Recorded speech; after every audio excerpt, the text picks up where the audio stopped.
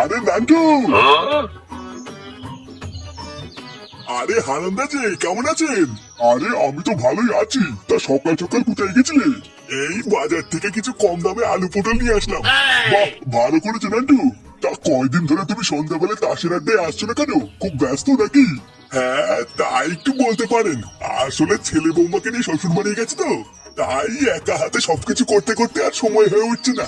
ও আচ্ছা আচ্ছা, বুঝেছি। সময় পেলে সন্ধ্যাবেলা এক পাক এসো, তোমাকে ছাড়া ঠিক তাসের আড্ডাটা জমে না। আচ্ছা ঠিক আছে, সময় পেলে যাবো।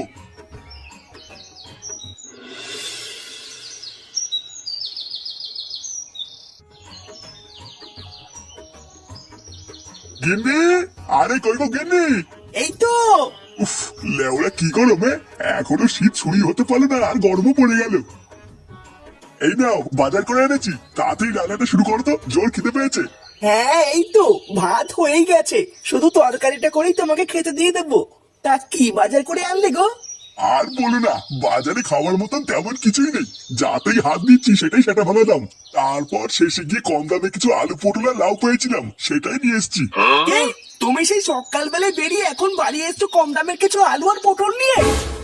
হ্যাঁ, এই মানে গিন্নি, বাজারে এর থেকে কম দামে আর কিছু ছিল না গো। তোমার ওই কম দামের আলু আর পটল নিয়ে কি তোমার বাপের শ্রাদ্ধ দেবো নাকি? চালা, সেই কবের থেকে একটু মাছ খাই না, একটু মাছটা জানবে কিনা তা না, এনেছে আলু আর পটল। একটা দিনে একটু ভালো মন্দ খাওয়ানোর ক্ষমতা নেই, বালের ভাতা রয়েছে উনি। হ্যাঁ, বালের পচা আলু পটল কিনে নিয়ে এসছে। থু। নে রে, আজকে মনে হচ্ছে আর কপালে ভাত জুটবে না রে। না, ফুটোকে একবার ফোন করে দেখি কবে বাড়িতে আসবে। এইভাবে তার বাড়িতে একা একা থাকা যাচ্ছে না।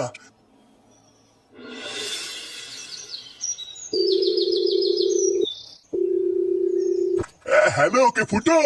হ্যাঁ, কি হয়েছে? বলছি যে কেমন আছিস বাবা? বৌমা দাদু ভাই সব ভালো আছে তো? হ্যাঁ, সবাই ভালো আছে, শুধু ভূতের বাল আমি ভালো নেই। দাদু কেমন আছো? আরে ধর ভূদা শট। তুই না একটু দাদুর সাথে কথা বলবো আর উনি সেটা চলে যাচ্ছে। কি বললি চুদির ভাই, দেখবি? হ্যাঁ বলো, ফোন করেছো কেন? ইয়ে মানে বলছি যে বাবা, তোরা বাড়ি কবে আসবি? এই কালকে সকালে যাব। কেন, কিছু হয়েছে নাকি? ইয়ে মানে কি আর বলবো, দুঃখের কথা। এইদিকে এই রাক্ষসী আমাকে দিন রাত জ্বালিয়ে মারছে রে। দুটো খেতে পর্যন্ত দিচ্ছে না, জানিস? কি আর কি হয়েছে? শালা ঢ্যামনা ভাতার, তুমি রাক্ষসী কাকে বললে? না না, তোমাকে কেন বলবো? ফুটো, ফুটো আমাকে বাঁচা। এই গাল মেরেছে। কি হলো দাদু, কথা বললেন না? আর কথা, লেওরা তাতেই মার কাছে কি বল যাবেন গুছোতে, আমাদের বাড়ি ফিরতে হবে। কি গো, তোমাকে কখন থেকে ডাকছি না? না এই না না, এখনো যদি ওইরকম করে তাহলে সংসারটা চলবে কি করে? আমি তো তোকে অনেক আগেই বলেছিলাম রে মা, ওইসব বালের সংসার ছেড়ে তুই আমার কাছে চলে আয়। আমার তো এখন লোকের কাছে বলতেও লজ্জা লাগে যে তোকে আমি কোন বাড়িতে বিয়ে দিয়েছি। হ্যাঁ, কি হয়েছে, ডাকছো কেন? এই যে বাপি, ও এসেছে, এবার যা বলার তুমি বলো। না না জামাই, এইগুলো আমি কি শুনছি? তুমি নাকি কোনো কাজ বাজ করো না, সারাদিন নাকি টোটো করে ঘুরে বেড়াও? না মানে আসলে কোনো ভালো কাজ পাই না তো, তাই কি যে করবো কিছুই বুঝি না। মানে ভালো কাজ পেলেই করবো। তা তুমি ভালো কাজটা কবে পাবে শুনি? আমি কি আমার মেয়েকে তোমার কাছে বিয়ে দিয়ে ভুল করেছি? আমার তো এখন লোকের কাছে বলতেও লজ্জা লাগে যে আমার জামাই বেকার। জানো বাপি, ও এখনো ওর বাবার কাছ থেকে 10 টাকা চেয়ে খায়। আমার তো এখনো এটা ভেবে খুব লজ্জা লাগে যে আমার স্বামী এখনো আমার শ্বশুরের টাকায় চলে। মাগি, অত যখন লজ্জা লাগে তখন ওই বাড়িতে থাকিস কেন? চলে আসতে পারিস না? ভোদার বাল, তুই তোর বাপের বাড়িতে আমাকে ডেকে এনে তোর বাপের কানে ফুসমন্ত দিচ্ছিস? হ্যাঁ, কি জামাই, তোমার তো সাহস কম না? তুমি আমার সামনে আমার মেয়েকে গালি দিচ্ছ? কোনো চাল নেই চুলো নেই, তোমার এত বড় আসপর্দা হয় কি করে? এই দেখুন বাড়া, আপনি বেশি মারাবেন না, ঠিক আছে? লেওরা আমার চাল চুলো নেই সবই তো আগে থেকেই জানতেন, তাহলে আপনার এই বালের মেয়েকে আমার ঘরে ঝুলি দিলেন কেন? জামাই, তুমি যদি আরেকবার বাজে কথা বলো, এই ঘর থেকে কিন্তু ধাক্কা মেরে তোমাকে বের করে দেবো। আরে লেওরা, আপনি কি বের করবেন? কাল সকাল হলে আমি নিজেই চলে যাবো। আর দাদা মাগি, তোর ওই বাড়ির হাড়ির খবর এই বাড়িতে এনে দেবো, তোর ব্যবস্থা করছি। এখন ওই বাড়িতে চ।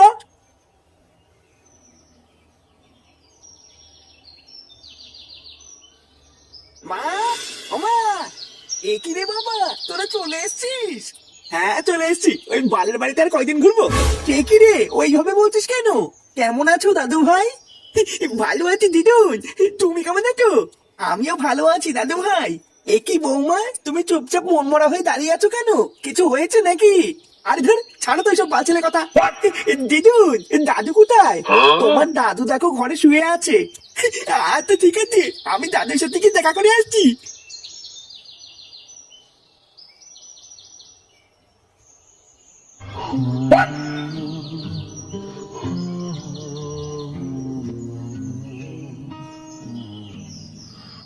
এই দাদু, কে রে? এই মিলেছে। দাদু তোমার কি হয়েছে? ও দাদু ভাই, তোমরা চলে এসছো? হ্যাঁ, চলে তো এসেছি, কিন্তু তোমার মাথায় কি হয়েছে? ও কিছু না দাদু ভাই, কালকে কলপারে পড়ে গেছিলাম তো, তাই মাথায় একটু লেগেছে। এই গাল মেরেছে, তোমার নিচে কোথাও লাগেনি তো? না না দাদু ভাই, নিচে কোথাও লাগেনি, যা লেগেছে ওপরে লেগেছে। তুমি ভালো আছো তো? কখন আসলে? এই তো কেবলই আসলাম। এ ফাটা, তুই এখন এখান থেকে যা, দাদুর সাথে আমার কথা আছে। নে, একটু দাদুর সাথে কথা বলছি, আরে চোদ না চলে এসছে।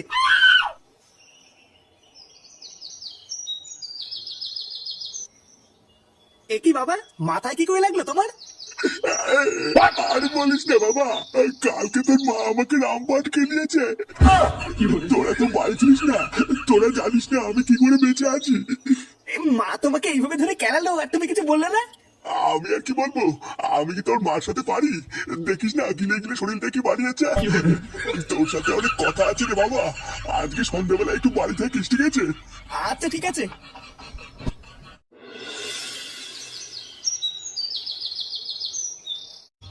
এইসব তুই কি বলছিস রে ফুটো? তোর মা তোর বাপকে কেলিয়ে চোখ মুখ কানা করে দিয়েছে? হ্যাঁ, বোধার বাল তা নাই তো কি, আমি কি তোদের সাথে মজা করছি নাকি? লেওরা দুটো দিনের জন্য শুধু একটু শ্বশুর বাড়ি গেছি, আর তোরা একটু আমার বাড়ি থেকে খবর আনিসনি? বুঝলা পল্টুদা, ওই জন্য আমি কালকে ফুটোর বাড়ির পাশ দিয়ে যাওয়ার সময় ঝামেলার আওয়াজ পাচ্ছিলাম, বুঝলা? আওয়াজ শুনে তো মনে হচ্ছিল ধূপধাপ কে যেন কাকে কেলাচ্ছে। আমি তো আর ভাবলাম কি না কি, ওই জন্য যাইনি। তা হঠাৎ তোর মা তোর বাপকে ধরে কেলালো কেন? তোর বাপকে কিছু করেছে নাকি? তা আমি কি করে বলবো, আমাকে তো এইসব কিছুই বলেনি। বাবা শুধু আমাকে বললো সন্ধ্যাবেলা একটু বাড়ি থাকতে, কি যেন একটা বলবে। আমার মনে হচ্ছে তোর বাবা আজকে তোকে সবকিছু খুলে বলবে রে, এ কি করে চুতনটা খেয়েছিল। তুই এক কাজ কর বুঝলি, আজকে সন্ধ্যাবেলায় তুই বাড়িতেই থাক, তারপর কাকু কি বলে সেটা শোন, শুনে আমাদেরকে কাল সকালে জানা। হ্যাঁ, আমিও ওটাই ভাবছি।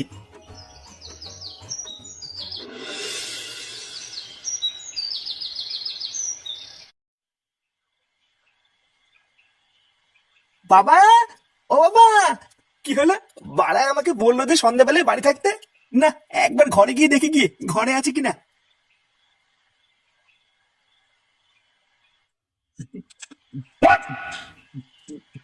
এ কি বাবা, তুমি মদ খাচ্ছ? কে রে? ও ফুটো, আয় আয় এদিকে আয়। তুমি ঘরের ভিতরে মদ খাচ্ছ কেন? লেওরা মা দেখলে কিন্তু সেটা ভাঙবে। আরে ধুর বাড়া, তোর মাকে কি আমি ভয় পাই নাকি? লেওড়া এটা আমার বাড়ি, আমার বাড়িতে আমি মদ খাবো না পুঙ্গা মারবো সেটা আমি বুঝবো।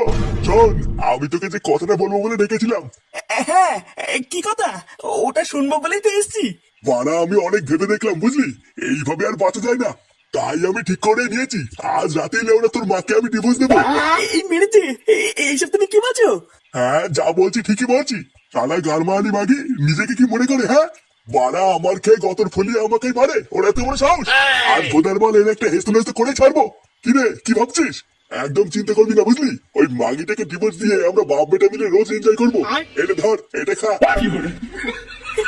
এমা, কি যে বলো না, আমি কি সব খাই নাকি? হ্যাঁ, খায় না, লেওড়া নাটক না মানিয়ে তোমার দাম মেরে দে।